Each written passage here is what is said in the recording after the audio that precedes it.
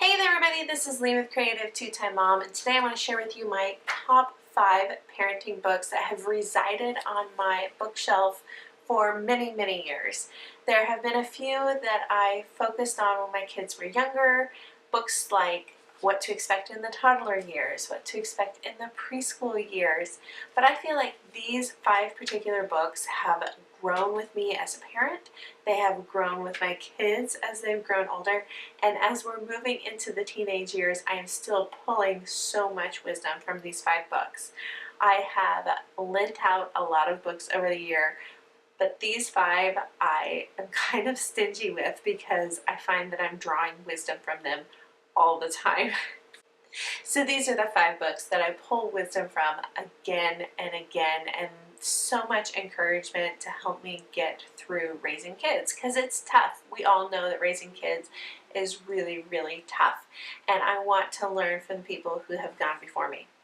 So I'm going to start with book number 5, and this is written by somebody who's in the public eye, so I was wondering if it might be a little bit too pop culture, but I pull from this book quite a bit, especially as my kids are getting older. I'm finding that in the preteen and teenage years, I'm getting even more out of this book. It's a book by Cora Robertson. It's called Strong and Kind. What I really love about this book is that she focuses and breaks her books down on character traits. And she even encourages from the beginning of the book saying, okay, find your top 2 or 3. Focus on that. And that doesn't mean that those things aren't going to change with different seasons in your life or your family's lives, but don't try to do it all at once. Don't bombard your kids with completely trying to build in every character trait at once, because you will burn out, they will burn out, and that does not make for a good parent-child relationship. So I love how she broke this book down into character traits and focusing as a parent, having that focused strategy for what you're looking for. And so that's kind of where the title comes from. For a season in her life, she was looking at developing strong kids and kind kids. So some of the topics that are included in this book are confidence, consistency, loving, being truthful, being self-controlled, being compassionate. Altogether, there are, I would say, 17, 18 different character traits that are addressed in this book. And I feel like this is one of those books that kind of transcends the age of your children. If you start with 5-year-olds, great. If you're starting with 12-year-olds, this is still going to apply. So this one comes up again at number 5. Number 4, and this probably should have been 5 if you're looking at the title, it's The 5 Love Languages of Children by Gary Chapman. These principles transcend age. I have also read his book, 5 Love Languages of Teenagers, which I probably would have included in this video. I don't actually own that one. We grab that one from the library when I need it. But if you just even get a copy of the children's, the principles are there. They don't change depending upon the age of your child. You still are addressing the needs of your children. Do they thrive under words of affirmation? Do they thrive under gifts? Do they thrive under acts of service? What are the other 2? Do they thrive under quality time? Those principles still apply no matter the age of your child, no matter the age of an adult. We all like to be loved in our love language. Some of the practical applications might look a little bit different, but you will get the principle behind the idea right here. And this is so good for developing a relationship with your kids, developing that open conversation and that close connection because you are speaking their love language. Very good. This should be, I'm actually thinking, now that I think about it, I would love to purchase this for a baby shower gift because every parent should have this one. Number 3 is Raising Your Kids on Purpose. This is by Danny Silk. It's about making a heart-to-heart connection and not getting into power struggles with your kids. This is a lot about how to let things go, picking your battles. It's a lot about building the relationship. Again, a lot like Gary Chapman, building the relationship before you discipline, knowing how to discipline based on different personalities, and having that relationship as the basis for how you're going to interact with your child. That doesn't mean that you're striving to be your child's friend. You are still their parent, but parenting from a really solid, strong relationship with your kids. Number 2 is definitely Sacred Parenting by Gary Thomas.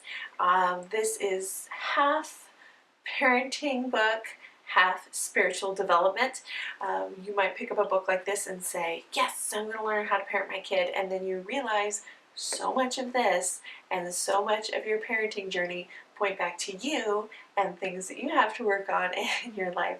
I love Gary Thomas's books. If you've not read them, they talk a lot about how you can become a better person within that relationship. So it's a lot about how you are becoming a better person through your parenting journey. And I find that this provides a great balance, because sometimes the things that I get frustrated with my kids about, or sometimes the things that we battle about, have nothing to do with them. It has everything to do with me. So number 2, definitely, I have learned and grown so much through this book. I find myself picking this up in different seasons where I get frustrated, and maybe the Lord's speaking to me to say, check your heart, and I always find that He is full of wisdom. And number 1, I have talked about this book so many times. I usually read this book once a year, depending upon where it's at, usually in January. I don't know what happened this year. I haven't picked it up yet, but this book I come back to again and again and again and again. This is Love and Respect in the Family. It is by Dr. Emerson Eggerichs. So much practical information. It doesn't matter how old your kid is.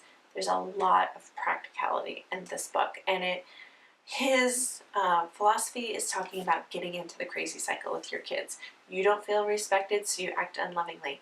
They don't feel loved, so they act disrespectfully.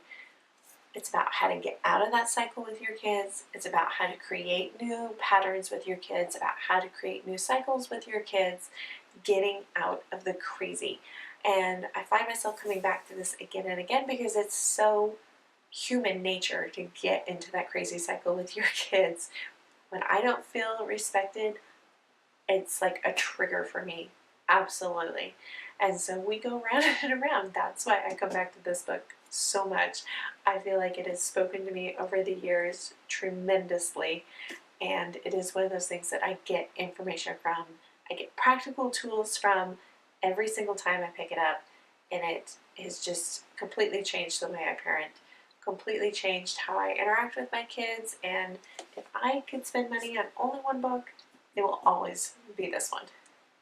So that is my top 5 parenting books that reside on my bookshelf that I find myself pulling from all the time when I start to feel myself getting into a crazy cycle with the kids, or I start to feel us pulling away from each other and I just need to check on that relationship.